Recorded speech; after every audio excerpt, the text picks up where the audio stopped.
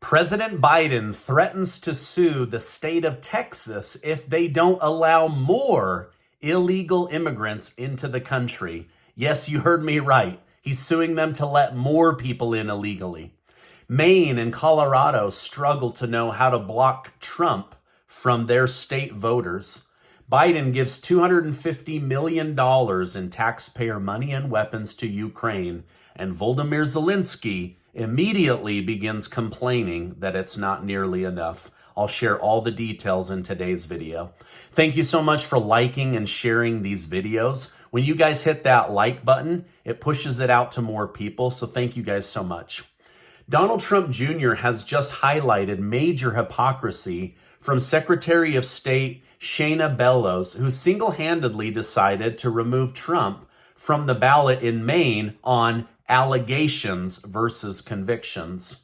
Before commenting on the issue, Don Jr. shared a 2022 post from Bellows where she stated, "The fundamental right of any American citizen to vote freely and fairly and to have their vote is counted is the promise of our democracy. The Constitution and the Bill of Rights aren't values to be compromised away." Now, in response, Trump Jr. stated, "If you are looking for the perfect example of Democrat hypocrisy when they screech about preserving democracy, remember that this is the Maine Secretary of State who unilaterally decided Donald Trump should not be on the ballot in Maine, not a court decision, no one else, just one person deciding for the entire state by herself." There's also been many photos coming up of her helping Joe Biden get elected, helping Barack Obama. So she's obviously very bought in to helping Biden squash Trump and remove him so that Biden can win. This whole thing is Banana Republic's behavior, and it's really disgusting to me. Now, Maine is now the first state to officially remove Trump from the ballot by breaking away from the standard Colorado set, which allows Trump to remain until the Supreme Court speaks. So basically, everyone thought Trump was going to be removed, and they were like, oh, wait a minute, this might be reversed really quickly. Now let's bypass even the Supreme Court and use executive privilege to try to remove Donald Trump. Now, while Trump has expressed frustration from being prosecuted, he also endorsed the bittersweet view of pollster Frank Luntz. During an interview on CNN, Luntz explained his position by arguing that the prosecution will actually help Trump gain votes and backfire in the face of those that wish him ill. When CNN is warning their own people against doing something, you know it's been a horrible move. By the way, Donald Trump has become more popular and increased in likelihood of winning since they did this to him. Although I agree with the logic of Luntz, President Joe Biden is looking to use Trump's rage against him by appearing to hold the moral high ground. In response to Trump telling his enemies to rot in hell over Christmas, Biden stated, "There's an expression they say in church sometimes. Love your enemies, do good to those that hate you, bless those that curse you, pray for those who mistreat you." Oh, thank you so much for giving us the Sermon on the Mount, but you're no saint yourself, Biden. All right, for the first time, Republican candidate Nikki Haley has just fully committed to pardoning Donald Trump if she's elected. In response to the question posed to her at a campaign event, she gave the rationale behind her decision by stating, "If he is found guilty, a leader needs to think about what's in the best interest of the country. What's in the best interest of the country is not to have an 80-year-old man sitting in jail that continues to divide our country." Florida's Governor Ron DeSantis has joined the ranks of those who have bashed Haley for being seemingly unaware of the cause of the Civil War. If Biden's rubbing the simple answer is it was slavery in her face wasn't enough, DeSantis stated her incomprehensible word salad response was proof that she's not ready for prime time. Now, over in Ukraine, Russia has just carried out their biggest aerial attack to date. According to Ukraine's armed forces, nearly 160 missiles and drones were launched in a single day. More are expected. These highly intense attacks resulted in the death of 18 people and injured hundreds more.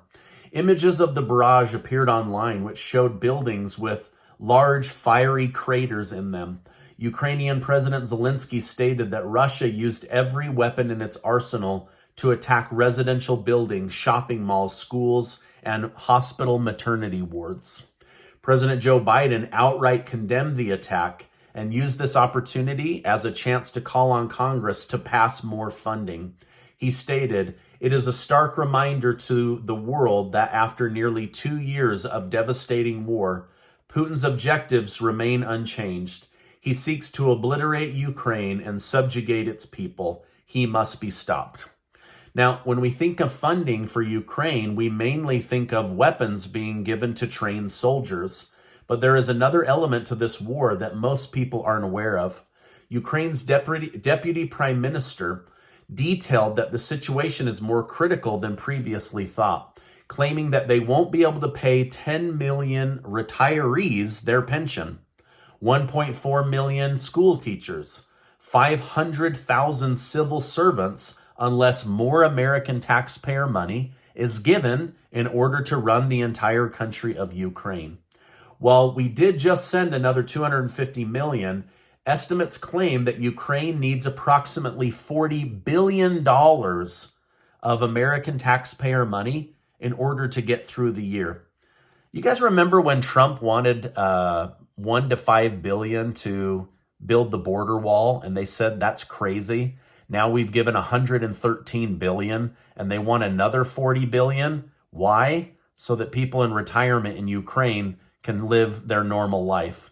Well, what about the Americans trying to live their normal life while the price of food goes up 30-40%? Gas is high, rent is high, electric bills, utility bills, mortgages, rent. It's crazy. All right, now U.S. Republicans have been very vocal about what it would take for Democrats to secure more funding. That's border security. However, Biden's Department of Justice is now threatening to sue Texas if they enforce the recently passed state law, which would allow them to imprison and deport illegal immigrants. Texas Governor Greg Abbott responded to the threat by stating, "The Biden administration not only refuses to enforce current U.S. immigration laws, they now want Texas to stop enforcing laws against illegal immigrants. I've never seen such hostility for the rule of law in America. Biden is destroying America. Texas is trying to save it." Now, you guys, Biden is literally threatening them. Let more illegals into the country. It now costs almost $500 billion with a B dollars to support the people that have come into the country. $500 billion. That's 5 Russia-Ukraine wars every year for decades. And they're saying, let more in. And if not, we're going to sue you. Now, as the election nears, mortgage rates are finally on a 9-week decline. Earlier this month, the Federal Reserve hinted that we'll likely see rate cuts in 2024, which is prompting lenders to drop rates. Even though rates aren't expected to drop heavily in 2024, it will be enough to make home ownership a bit more affordable. It's really funny to me that rates start to drop after Biden publicly called for them, even though he's not supposed to have any power over the Federal Reserve, right? Gosh. He also can't control gas prices unless they go down, and then all of a sudden, he is the genius that made it all happen. All right, now, before you go, I want to remind you that you are amazing. I say it every video. I'm saying it again. You're amazing. Please, never, never, never forget that. Hey, thanks so much for stopping by. Please give this video a like because it helps get the video out to more people, which really helps the channel. Also, hit that subscribe button. We're trying to get to 1.5 amazing subscribers, 1.5 million amazing subscribers. I'm going to leave an important video right here. Do not leave YouTube without watching it. I promise you'll thank me. Hey, thanks so much, and I will see you on the next video.